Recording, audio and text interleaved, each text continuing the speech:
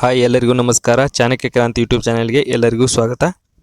ಇವತ್ತಿನ ವಿಡಿಯೋ KSRTCಯಲ್ಲಿ ನಡೆಯುತ್ತಿರುವಂಥ ಬೃಹತ್ ನೇಮಕಾತಿ. ಒಟ್ಟು 13,000 ಡ್ರೈವರ್ ಹುದ್ದೆಗಳು ಖಾಲಿ ಇವೆ. ಈ ಹುದ್ದೆಗೆ ಅರ್ಜಿ ಸಲ್ಲಿಸಲು ಕೇವಲ 7ನೇ ತರಗತಿ ಪಾಸಾದವರಿಗೆ ಸಾಕು.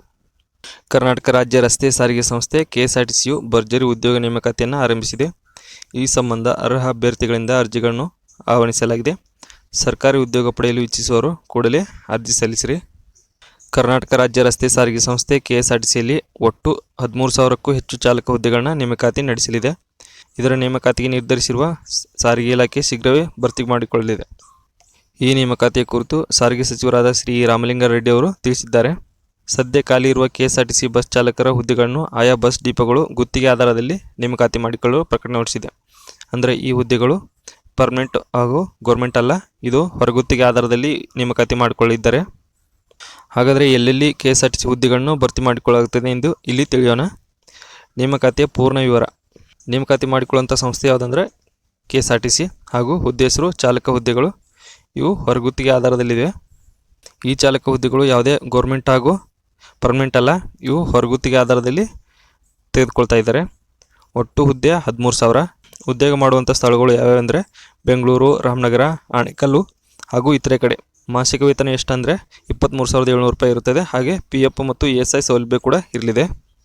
ಈ ಹುದ್ದೆಗೆ ಶೈಕ್ಷಣಿಕ ಅರ್ಹತೆಗಳು ಅಂದರೆ ಎಜುಕೇಷನ್ ಕ್ವಾಲಿಫಿಕೇಷನ್ ಏನಂತ ನೋಡೋಣ. ಈ ಚಾಲಕರ ಹುದ್ದೆಗೆ ಅರ್ಜಿ ಸಲ್ಲಿಸುವ ಅಭ್ಯರ್ಥಿಗಳು ಕನಿಷ್ಠ ಅಂದರೂ 7ನೇ ತರಗತಿಯಲ್ಲಿ ಉತ್ತೀರ್ಣರಾಗಿರಬೇಕು. ಇದರೊಂದಿಗೆ ಮಾನ್ಯತೆ ಪಡೆದ ವಾಹನ ಚಾಲನೆಯ ಪರವಾನಗಿ ಹೊಂದಿರುವುದು ಕಡ್ಡಾಯ ಎಂದು ತಿಳಿಸಲಾಗಿದೆ. ಹಾಗೆ ಇದಕ್ಕೆ ಸೇವಾ ಅನುಭವಗಳು ಮತ್ತು ಕೆಲವು ಷರತ್ತುಗಳನ್ನು ಒಳಗೊಂಡಿರ್ತದೆ. ಆ ಷರತ್ತುಗಳು ಏನಪ್ಪ ಅಂದರೆ ಅಭ್ಯರ್ಥಿಗಳು ಲಘು ಮೋಟಾರ್ ವಾಹನ ಚಾಲಕರಾಗಿ ಕನಿಷ್ಠ 2 ವರ್ಷಗಳ ಕಾಲ ಕೆಲಸ ಮಾಡಿದ ಅನುಭವ ಇರಬೇಕು. ಹೊರಗುತ್ತಿಗೆ ನೇಮಕಾತಿ ಇದಾಗಿದ್ದರಿಂದ ಹುದ್ದೆಗಳ ಮೇಲೆ ಅಭ್ಯರ್ಥಿಗಳಿಗೆ ಯಾವುದೇ ರೀತಿಯ ಹಕ್ಕಿರುವುದಿಲ್ಲ. ಲಘು ಮೋಟಾರ್ ವಾಹನ ಚಾಲನೆ ಮಾಡ್ತಾ 2 ವರ್ಷಗಳಾಗಿರಬೇಕು. ಹಾಗೆ ಇದು ಯಾವುದೇ ಪರ್ಮನೆಂಟ್ ಅಲ್ಲ. ಈ ಹುದ್ದೆ ಮೇಲೆ ಅಭ್ಯರ್ಥಿಗಳಿಗೆ ಯಾವುದೇ ಹಕ್ಕು ಇರುವುದಿಲ್ಲ. ಕಾಯಂ ನೇಮಕಾತಿ ವೇಳೆ ಇವರನ್ನು ತೆರವು ಮಾಡಲಾಗುವುದು. ಅಂದರೆ ಕಾಯಂ ನೇಮಕಾತಿ ಮಾಡಲು ಅಪ್ಲಿಕೇಶನ್ ಕರೆದಾಗ ಈ ಹೊರಗುತ್ತಿಗೆ ಆಧಾರದ ಮೇಲೆ ಕೆಲಸ ಮಾಡುತ್ತಿರುವಂಥ ಅಭ್ಯರ್ಥಿಗಳನ್ನ ತೆಗೆದು ಹಾಕ್ಬೋದು. ಅರ್ಜಿ ಸಲ್ಲಿಸುವ ವಿಧಾನ ಯಾವ ಥರ ಅಂದರೆ ಈ ಮೇಲ್ಕಂಡ ಎಲ್ಲ ಷರತ್ತು ಮತ್ತು ಅನ್ವಯಗಳಿಗೆ ಒಪ್ಪಿಕೊಂಡು ದಾಖಲಾತಿಗಳನ್ನು ಸಲ್ಲಿಸುವ ಅಭ್ಯರ್ಥಿಗಳು ಅರ್ಜಿಯನ್ನು ಮಾತ್ರ ಹಾಕ್ಬೋದು. ಅಭ್ಯರ್ಥಿಗಳ ಆಯ್ಕೆ ಹೇಗೆಂದರೆ ಅರ್ಜಿಯನ್ನು ಸಲ್ಲಿಸುವ ಅಭ್ಯರ್ಥಿಗಳಿಗೆ ಚಾಲನೆ ತರಬೇತಿಯನ್ನು ನೀಡಿ ಪರೀಕ್ಷೆಯನ್ನು ನಡೆಸಿ ಸಂದರ್ಶನ ಹಾಗೂ ದಾಖಲಾತಿಗಳ ಪರಿಶೀಲನೆಯನ್ನು ಮಾಡ್ತಾರೆ. ಇದಕ್ಕೆ ಯಾವುದೇ ಥರದ ರಿಟರ್ನ್ ಪರೀಕ್ಷೆಗಳು ಇರುವುದಿಲ್ಲ.